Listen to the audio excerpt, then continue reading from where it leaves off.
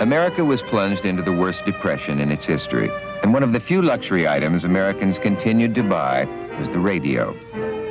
Listening to the radio became sort of general anesthetic for the pain of poverty, and with Amos and Andy leading the way, comedy became the most popular form of programming.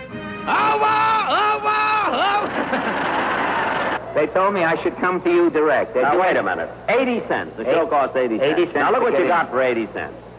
You got the Sportsman Quartet, Marjorie Reynolds, Yes. Rochester, Phil Harris, and myself. Now, you did like the Sportsman Quartet. Very good, very good. Well, Charlie, how do you like the fair? I think it's wonderful, Mayor. Wonderful. Did you bring Darby Lamore with you? Yeah, Mayor, come. You wolf, you. Mortimer, do you know the name of the stars? Oh, no, I don't know their names. That's Saturn over there. Oh, how do you do? Well, let's see. We have who's on first, what's on second, I don't know's on third. That's what I want to find out. And then I say who's on first, what's on second, I don't know's on third. Yeah, you know the And fellow's then- names? Yes, Well, who's on first? yes, I mean the fellow's name. yes. I mean the guy playing first. Who? The fellow playing first. Who? The first baseman. Who? The guy playing first. Who is on first? Well, what are you asking me for? I'm not asking you, I'm telling you. Who is on first? I'm asking you who's on first. That's the man's Well, name. go ahead and tell me. That's the man's name. That's whose name? Yes. Well, go ahead and tell me. Who? The guy on first base. Who? The fellow playing first. Look, who is on first? And you got a first baseman? Yes. Who's playing there? Yes, You got a third baseman? certainly. Then who's playing third? Who is playing first? What's playing first? So what's on second? I don't know. He's Third on base. Third base. The networks were able to laugh all the way to the bank during the Depression, and most Americans felt they deserved to. In 1933, when the Depression was at its worst, NBC was able to move into its dazzling new Manhattan headquarters. $250 million worth of concrete and steel, towering 80 stories over the sidewalks of New York. Radio City. Old Guglielmo Marconi, when he first toured the magnificent new facility, must have been pretty proud of what his baby had grown into. He must have also been proud of the kid who used to run messages for him a quarter century before. Little Davy Sarnoff had grown to be as big as radio itself. And it's a special pleasure for me to see my old friend, Mr. Sarnoff, here to greet me. He's been connected with wireless nearly as long as I have been, and we've been very good friends all the time. As for Sarnoff himself, he was already thinking about something even bigger than radio. One of these days, perhaps in the not far distant future, we will be able to use television. But television was still a million radio shows away. And it was still the Depression.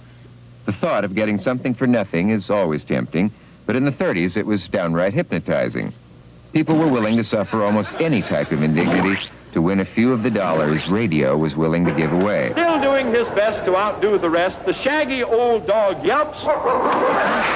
Most Americans, of course, never had the chance to be on a radio show, but millions of listeners loved to have their egos bruised by a group of 6 to 14-year-olds called the Quiz Kids. Here they are, the Quiz Kids, ready to answer your questions. We're on the air with the School Kids Questionnaire. Well, this is a fragment of one of our original WHN amateur hours. Although radio may have made some errors, it also produced a large number of hits. And the biggest hits of the day could be heard every evening on a feature of radio called the Big Band Remote. By the mid-1930s, swing was the thing in America, and big bands, led by the likes of Xavier Cugat and Carmen Cavallero, were playing in 100 hotels and ballrooms across the nation. It became a tradition for the hotel or ballroom to be mentioned prominently at the beginning of each broadcast. We now present Xavier Cugat and his Waldorf Astoria Hotel Orchestra. How do you do, everyone? For the late dancers, CBS offers Benny Goodman and his orchestra, coming to you from the Manhattan Room in the Hotel Pennsylvania in New York City. Whether it was the sound of music or the sound of mystery, sound itself was the only tool radio had. And in painting its pictures for the ear, no one was more important than the radio sound effects man.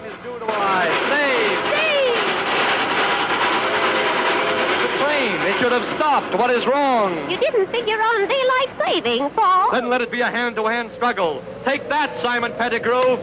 Take that, Jack Farwell.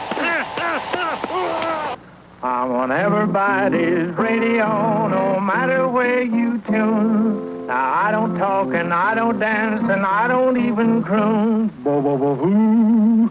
I'm not the handsome leading man with muscles big and strong, but I'm the guy, the lucky guy who gets to ring the gong.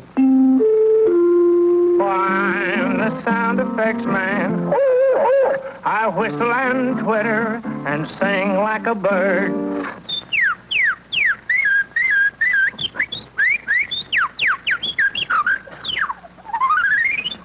And do what the calf does when lost from the herd. For I'm the sound effects man. Whoa. How I weary and plan. For I'm the sound effects man. The sound most housewives seemed to like the most during the radio era were the voices of romance and misery, which were combined in that unique art form called the soap opera. Everybody ready for Oxydol's own Ma Perkins, America's mother of the air. How could you deceive me like this?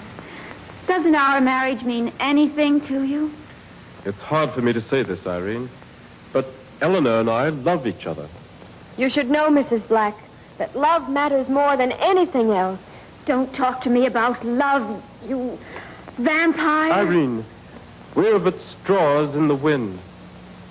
I shall leave you two to talk this out. Mrs. Housewife barely had time to wipe the tears from her eyes before the kids came home from school and took over the radio for themselves.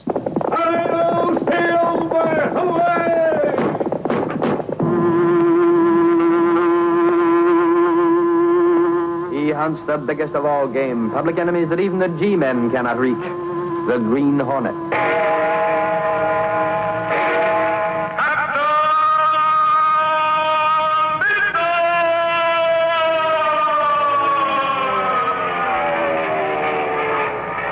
The neatest thing of all about those after-school adventures was the super prize you could get for just 2 box tops from a package of Wheaties or the metal foil seal from a jar of Ovaltine. The practice of offering prizes was begun not to sell Bosco, but as a crude method of trying to find out how many kids were listening. The ratings services weren't born yet. American boy. They have put $5 a barrel tax on beer. That means the people have got to buy and drink 32 million barrels of beer a year. On Sundays, the listening pattern would change. Preachers like Billy Sunday, as early as 1929, began to realize that via radio, they could reach a congregation of millions. Oh, America didn't need repeal. She needed repentance. She didn't need rum. She needed righteousness. We don't need Jags. We need Jesus. We don't need more grog. We need more of God.